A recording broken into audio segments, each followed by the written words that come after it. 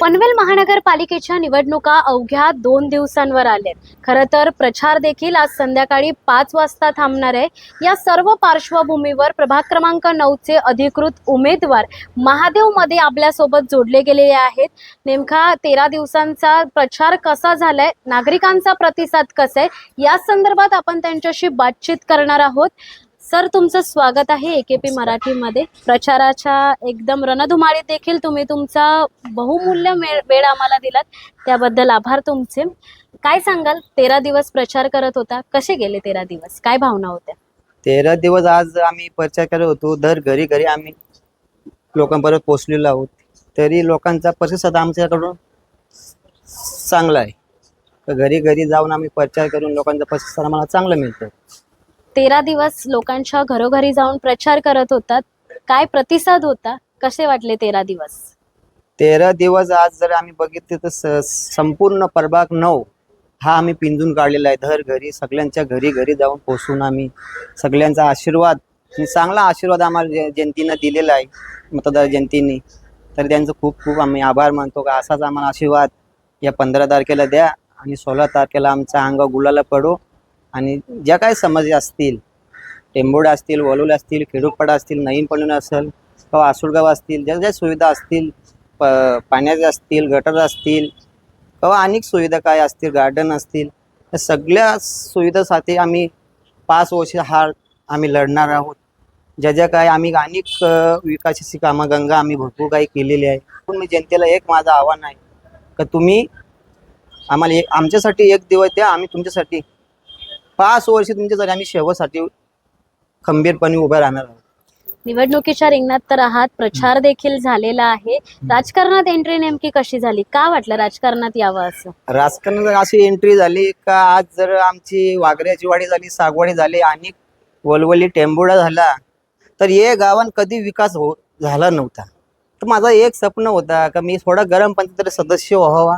आणि माझं एक स्वप्न होता का एक गरम पंचायत सदस्य, तर सदस्य न हो मी पालिकेचा डायरेक्ट महापालिकेचा सदस्य झालो.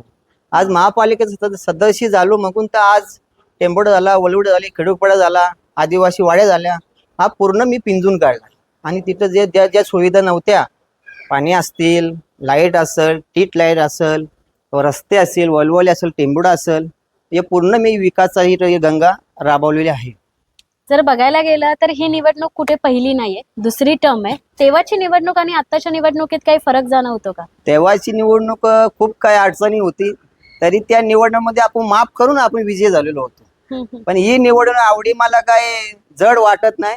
हा निवडणूक सोपी आहे आणि नक्कीच आम्ही 4 पॅनल आम्ही निवडून येऊन असा माझा विश्वास आहे. एक वेळ अशी होती की तुमच्या घरात देखील लाईट नव्हती, परिस्थिती माणसाला घडवते, आणि आज नगरसेवकापर्यंत कसं काय बघता याकडे? आज जर बघितलं तर माझ्या स्वतःची घरी लाईट नव्हती. ज्या पहिल्या जिल्हा परिषद पंचायत समिती त्यांच्याकडे शेका पक्षाचा हा बालेकिल्ला होता. पंचायत समिती, जिल्हा परिषद, ग्रामपंचायत, सरपंच सुद्धा, तरी त्याही एकही काम केलं नाही. मगून माझा जनतेला आव्हान आहे का असं लोकांना बली न पडता आपण घड्याळ चिन्ह आणि कमल याचे समोर बटन दाबून आम्हाला विजय करा. ज्या ज्या काही कामं असतील, सुविधा काय असेल, ते आम्ही केल्याशिवाय राहणार नाही. मगून माझ्या जनतेला एक आव्हान आहे. 16 तारखेला जर नागरिकांनी संधी दिली तर महत्वाचं विकासाचं विजन काय असेल? 16 तारखे जर आमच्या अंगा गुलाला पडला तर मी सांगतोय का जे जे गटर असतील किंवा अनेक पाण्याच्या सुविधा असतील किंवा अनेक खेळणं असतील, कुणाच्या नोकरी असतील, रोजगार असतील, हे सगळं आम्ही मार्गदर्शन लावू. जर बघायला गेलं तर गाव म्हटल्यावरती तरुण काही बेरोजगार आहेत, तरुणांना काही रोजगाराच्या संधी वगैरे उपलब्ध करून देणार का? काही विजन ठेवलंय? नाही, आपण तर आता आज हे 5 वर्ष आपण जेव्हा इलेक्शन आपण जिंकून आलो तेव्हा तर आपण अनेक लोकांना रोजगार आपण मिळवून दिलेला आहे ना, याच्या पुढे पण मिळवून देणार. निवडणुका 2 दिवसांवर आहेत, मतदारांना काय आवाहन कराल? मतदारांचं यांना आव्हान आहे माझा का आपण पैशासाठी आम्हाला 15 तारखेला आमच्यासाठी एक दिवस द्यावा. 5 वर्ष तुमच्यासाठी आम्ही लढत आहे. कुठलीही समस्या असो आम्ही काय राज्य उठायला तयार आहे.